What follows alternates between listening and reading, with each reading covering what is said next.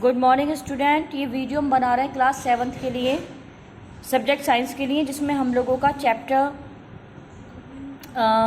की रीडिंग चल रही है। और इसमें हम लोग आज करेंगे difference between weather and climate.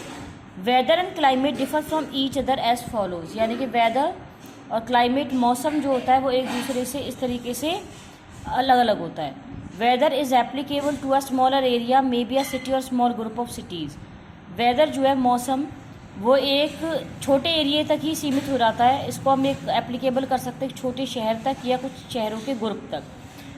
Climate is applicable to a much larger area, may be a state और अ रीजन।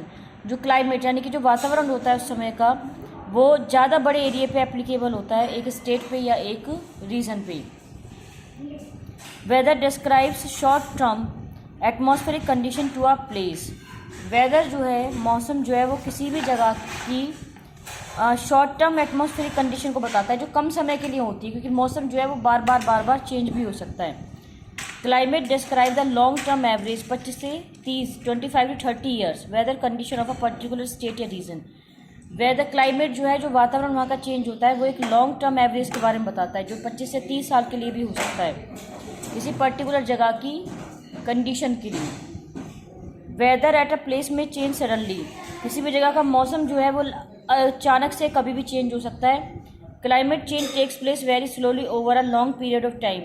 जो वातावरण में चेंज होता है वो धीरे धीरे होता है, और उसको चेंज होने में बहुत लंबा समय लग सकता है। अब आगे, climate has an intense effect on all living organism. Climate का यानी कि जो वातावरण है उसका सभी लिविंग्स की ऊपर बहुत ज़्यादा इंटेंस इफेक्ट पड़ता है। Animals adapt themselves to survive in various conditions. जानवर जो होते हैं वो अपने आप में चेंजेस कर लेते हैं, जिससे कि वो अलग अलग कंडीशंस में सर्वाइव यानी कि ज़िंदा रह सके। Animal that live in extreme climate evolve to acquire special feature and habit to adapt to their environment. Animals जो एक्सट्रीम क्लाइमेट में रहते हैं वो अपने अंदर कुछ स्पेशल फीचर्स यानी कुछ स्पेशल क्वालिटीज़ पैदा कर लेते हैं, जिसकी वजह से वो अपने हैबिट में रहने के लिए अपने आप को उसमें ढाल लेते हैं। द एडजस्टमेंट और changes in the behaviour, physiology and structure of an organism that allow it to survive in a particular habitat are known as adaptations. Adjustment यानी कि अपने आप को वातावरण के हिसाब से ढालना, या अपने आप में, अपने व्यवहार में, अपनी साइकोलॉजी, फिजियोलॉजी में, शरीर में यानी कि, और अपने स्ट्रक्चर में जो ऑर्गेनिज्म चेंज कर लेते हैं, परिवर्तन कर लेते हैं, जिसकी वजह से ये एक पर्टिकुलर जगह पे रहने के लिए, ज़िंदा रहने के लिए अलाउ करते हैं, उसे हम लोग क्या बोलते हैं? अडेप्टेशंस। ठीक है। Let us study the adaptations of animals in the polar, desert and tropical region. हम लोग अब यहाँ पर डिफरेंट जो जानवर हैं उन्होंने अलग अलग कंडीशंस में, यानी कि बर्फ़ की जगह पे, रेगिस्तान में, या किसी और पहाड़ों की जगह पे, या जंगलों में किस तरीके से अपने आप को ढाला है वहाँ रहने के लिए, उसकी हम लोग स्टडी करेंगे। पहले वाला जो है वो है अडेप्टेशन टू पोलर रीजन, यानी कि जहाँ पे बर्फ़ होती है वहाँ के जो जानवर है वो अपने आप में क्या क्या परिवर्तन करते हैं। Polar regions are very cold, snow covered and windy throughout the year. Polar region जो होते हैं, ठंडी जो जगह होती है, वो बहुत ठंडे होते हैं, बर्फ़ से ढके हुए होते हैं, और वहाँ पे पूरे साल बहुत हवा तेज़ भी चलती रहती है।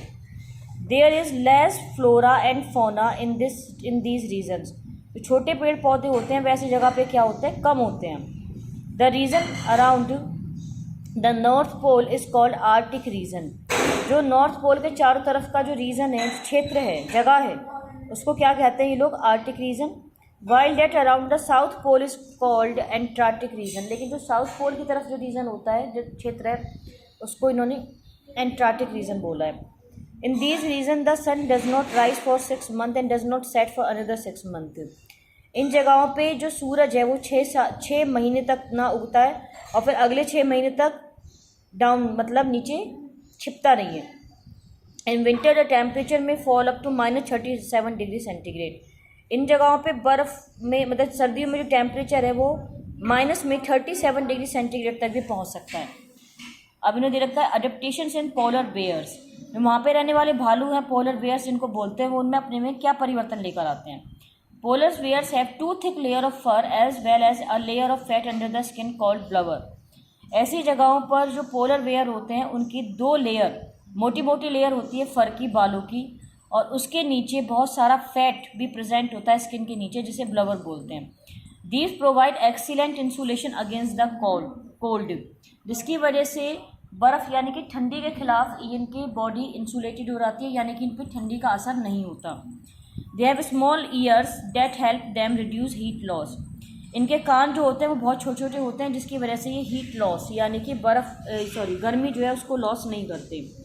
दे have large wide paws that help them to swim and walk easily. इनके बड़े चौड़े पंजे होते हैं जिसकी वजह से ये आराम से तैर और चल सकते हैं। Their body is covered with a thick coat of white fur. इनकी बॉडी जो है वो एक मोटे वाइट कलर के फर से जो है वो ढकी हुई होती है। It helps them to hide them self from another animal hunt their prey easily, जिसकी वजह से ये अपने आप को दूसरे जानवरों से छिपा लेते हैं और ये आसानी से शिकार कर लेते हैं।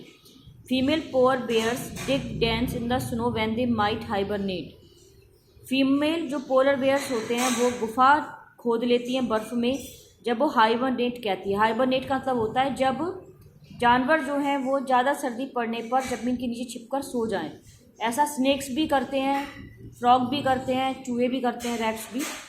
डेट इज़ रिमेन इनएक्टिव और dormant during the worst part of the winter. जब सबसे ज़्यादा सर्दी पड़ रही होती है, सर्दी का सबसे बेकार मौसम होता है, उस समय ये इनएक्टिव रहते हैं, डोरमेंट रहते हैं, सोते रहते हैं। This allows them to survive without food और water during the cold winter season. ये इनको बिना खाने और पानी के भी ठंडे मौसम में ज़िंदा रहने के लायक इनको बनाए रखता है। Adaptations in penguins, they generally lives in large colonies. ये बड़ी बड़ी कॉलोनीज़ में रहते हैं, यानी कि अकेले अकेले नहीं रहते।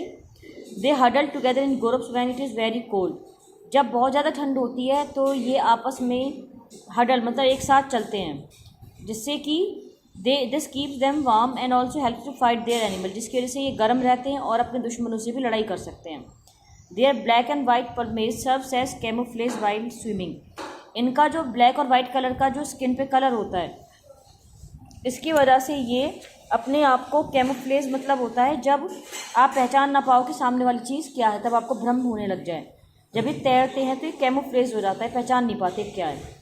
There white front and black back make it harder to become visible in sea. उनका सफ़ेद आगे का फ्रंट और ब्लैक पीछे की बैक जो है उनको समुद्र में वो मुश्किल दिखाई देते हैं, मतलब समुद्र में वो छिप जाते हैं।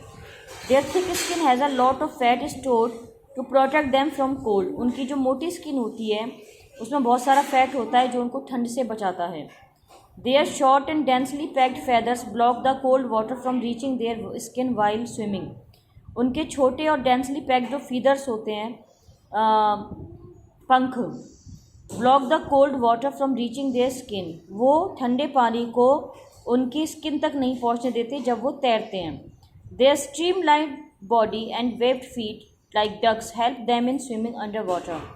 उनकी आगे से तिकोनी शरीर और उनके पंजे वाले पैर बत्तखों की तरह जो होते हैं वो उन्हें पानी में तैरने में हेल्प करते हैं। They have a short tail that help them to walk on land. इनकी जो पूँछ होती है वो छोटी होती है, जिसकी वजह से ये आराम से ज़मीन पे चल सकते हैं। They have a strong sense of vision particularly under water. इनकी देखने की शक्ति बहुत तेज़ होती है, स्पेशली पानी के नीचे।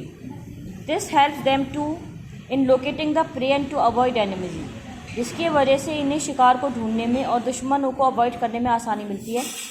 Penguin has flippers which help them in swimming. Penguin जो होते हैं इनके पास फ्लिपर्स होते हैं और जिसकी वजह से ये आराम से क्या कर सकते हैं, तैर सकते हैं। आज आप लोग इसमें ये 2 ही पढ़ेंगे, adaptation in polar bear, adaptation in polar region और अडेप्टेशन इन पेंगुइन्स। अगली क्लास में हम लोग अडेप्टेशन इन पोलर बर्ड्स और जो बाकी जो चीज़ें हैं वो पढ़ेंगे, क्योंकि ये चैप्टर थोड़ा सा हार्ड लग रहा है मेरे को, तो आप इसमें थोड़ी थोड़ी रीडिंग करेंगे, ठीक है। नेक्स्ट क्लास में हम लोग अडेप्टेशन इन पोलर बर्ड पढ़ेंगे। जब तक के लिए thank you, goodbye, take care.